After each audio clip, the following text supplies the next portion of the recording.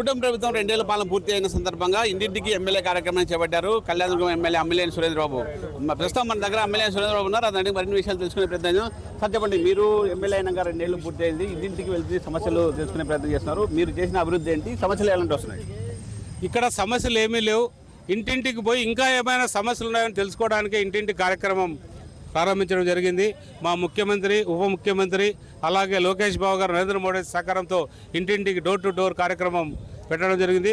ఖచ్చితంగా ప్రజలందరూ కూడా ఆనందంగా వచ్చి వాళ్ళు అన్ని రకాలకు కూడా మేము బాగున్నాం, అన్ని ప్రభుత్వం ఇచ్చే అన్ని మాకు ఏదైతే ఉన్నాయో అన్నీ కూడా సబ్సిడీ రూపంలో కావచ్చు, తల్లికి వందనం కావచ్చు, లేదా దీపం పథకం కావచ్చు, లేదా స్త్రీశక్తి కావచ్చు, అన్నీ కూడా మాకు అందుతున్నాయి.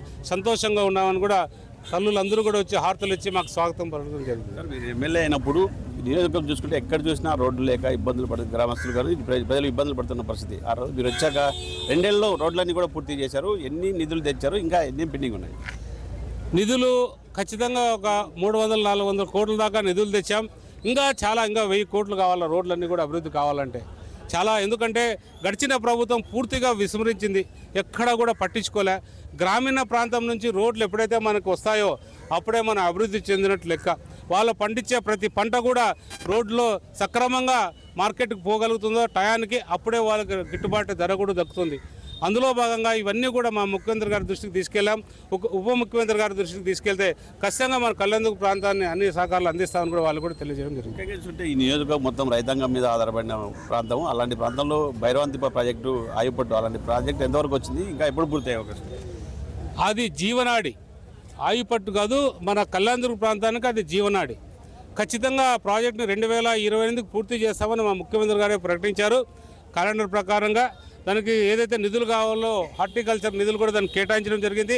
ఖచ్చితంగా రాబోయే 28 లోపల దాన్ని పూర్తి చేసి రైతులకు అన్ని సౌకర్యాలు ఉండేటట్టు ఏర్పాటు చేస్తారు. మీరేమో అన్ని అభివృద్ధి చేసామంటారు, కానీ గతంలో ఇక్కడ ఎమ్మెల్యేగా పనిచేసిన ఉషా శ్రీచరణ్ గారు కళ్యాణదుర్గంలో చేసిన అభివృద్ధికి నేను సవాల్ చేస్తున్నాను, మీరు సిద్ధమని ఛాలెంజ్ చేస్తున్నారు. మీరేమంటారు? అలాంటి వ్యక్తులతో వాళ్ళ పేర్లు నేను మాట్లాడడం కూడా నా స్థాయి దిగజార్చుకున్నట్టే అవుతుంది. అలాంటి వాళ్ళ గురించి నేను ఎంత తక్కువ మాట్లాడితే నాకు అంత గౌరవంగా ఉంటుందనేది నా భావన. 2 ఏళ్ళలో మీరు చేసిన అభివృద్ధి ప్రజలు దగ్గర కనిపిస్తుంది. ఇంకా 3 ఏళ్ళు ఉంది. 3 ఏళ్ళలో ఇంకా నియోజకవర్గానికి ఏం చేయబోతున్నారు? 3 ఏళ్ళు కాదు, ఇంకా కూడా 10 ఏళ్ళు మా ప్రభుత్వమే 15 ఏళ్ళు కొనసాగుతుంది. మన రాష్ట్రం అభివృద్ధి బాటలో నడుస్తుంది. చంద్రబాబు నాయుడు, పవన్ కళ్యాణ్ గారు, లోకేష్ బాబు గారు, నరేంద్ర మోడీ సహకారంతో అన్ని రంగాల్లో కూడా మన రాష్ట్రం అభివృద్ధి బాటలో పోతుందని ఖచ్చితంగా చెప్పగలుగుతాం.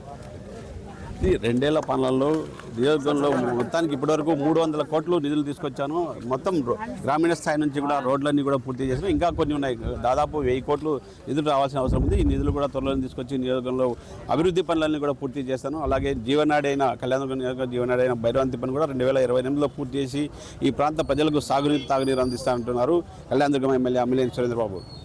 జర్నలిస్ట్ చంద్రమోహన్ రెడ్డితో జగదీష్, చెన్ టీవీ, కళ్యాణదుర్గం నుంచి.